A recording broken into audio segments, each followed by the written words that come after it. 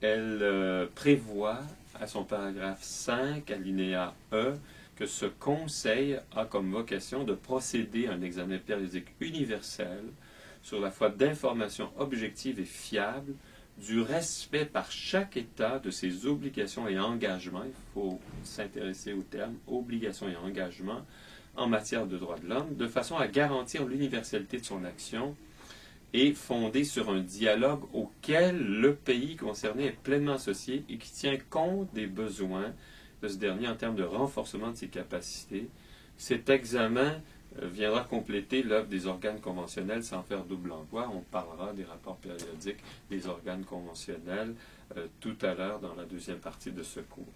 Et l'alinéa prévoit que le Conseil décidera des modalités de l'examen périodique universel et du temps qu'il sera nécessaire de lui consacrer dans l'année qui suivra la tenue de sa première session. Alors, c'est vraiment important. Il y en a qui disent que c'est révolutionnaire. C'est vrai qu'il y avait le précédent du système de rapport périodique. Mais là, maintenant, c'est tous les États membres des Nations Unies qui sont assujettis à ce mécanisme d'examen périodique universel. Après ça, personne ne peut y échapper. Tout le monde doit rendre compte de son respect des obligations et engagements en matière de droits fondamentaux.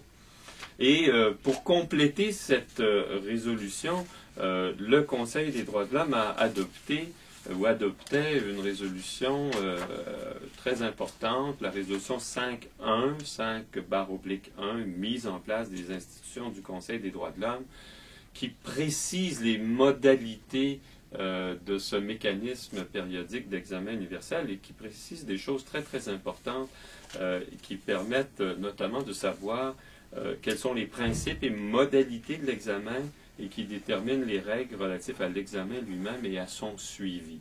Et je veux vous parler donc de ces questions. On est au paragraphe 1A.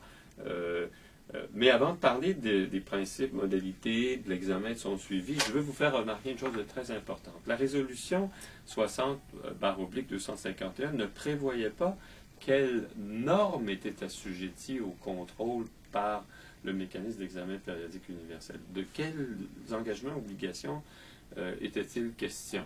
Alors ça, c'est précisé dans la résolution 5, paragraphe /1 du Conseil des droits de l'homme, et c'est l'article 1er qui clarifie les choses et très très bien.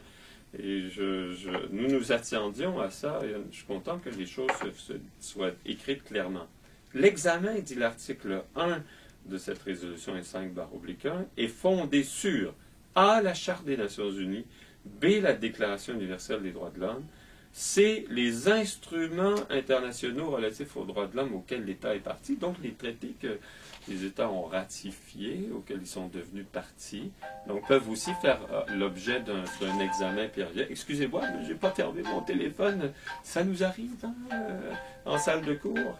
Et je m'en excuse. Et ça continue de sonner. Qu'est-ce que c'est que cette histoire?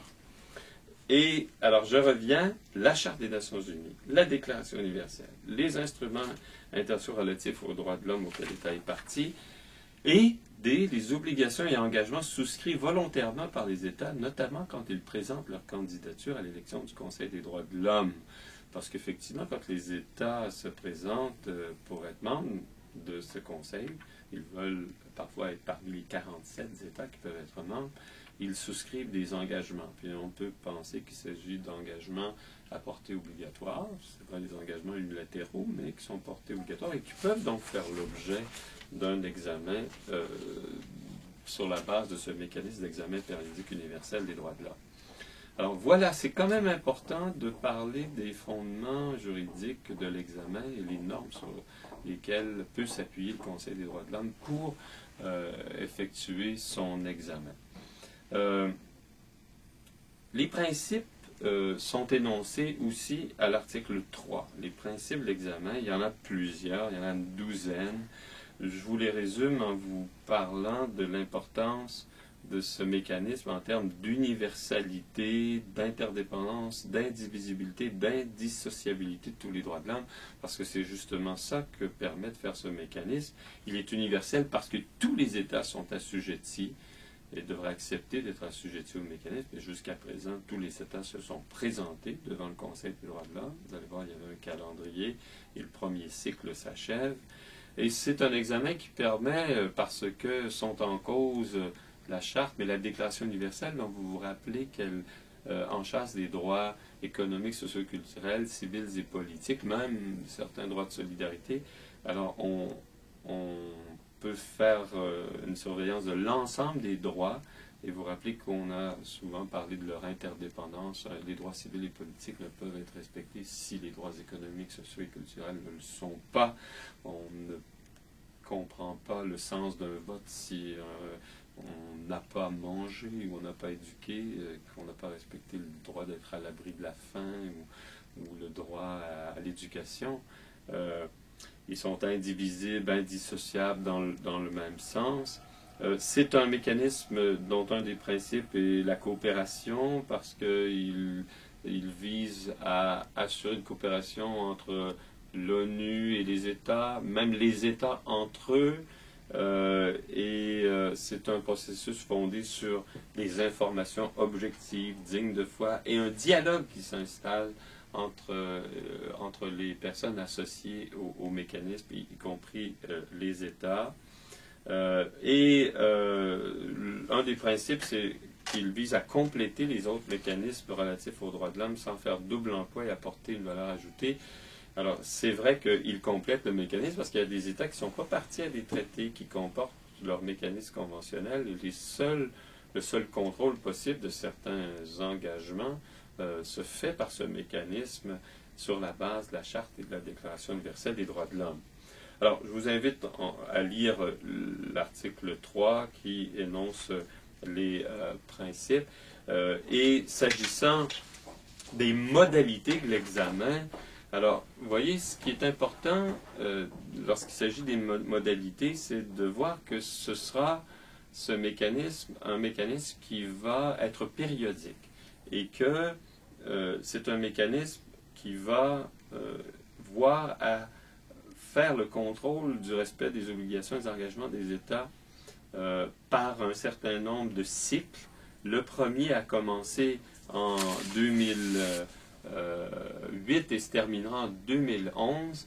Et il se continuera après une petite pause parce qu'il y aura un deuxième cycle, un troisième cycle, et chaque État va devoir constamment rendre compte de ses obligations, puis voir si il a donné suite aux recommandations qui lui ont été faites et a respecté les engagements qu'il a pris dans le cadre du processus. Et la périodicité est très, très importante parce qu'elle va permettre un suivi continu du respect par les États de leurs obligations et de leurs engagements. Et l'article 14 prévoit que la périodicité pour le premier cycle sera de 4 ans. Je vous ai dit, ce sera étendu en 2008 et 2011.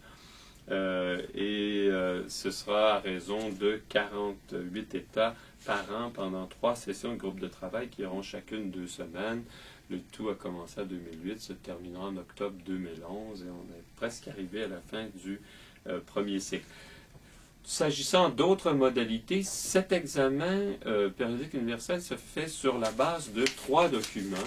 L'État doit préparer un rapport national dans lequel il présente l'état des droits fondamentaux dans son pays, où il est censé parler à la fois des normes qui sont respectées, mais aussi d'évoquer les difficultés qu'il connaît. Peu d'États ont cette générosité de présenter leurs difficultés, mais certains l'ont fait, comme Jean-Louis Roy le fait remarquer dans ce bel article qu'il a publié dans Le Devoir, tous les États soumis à un examen universel.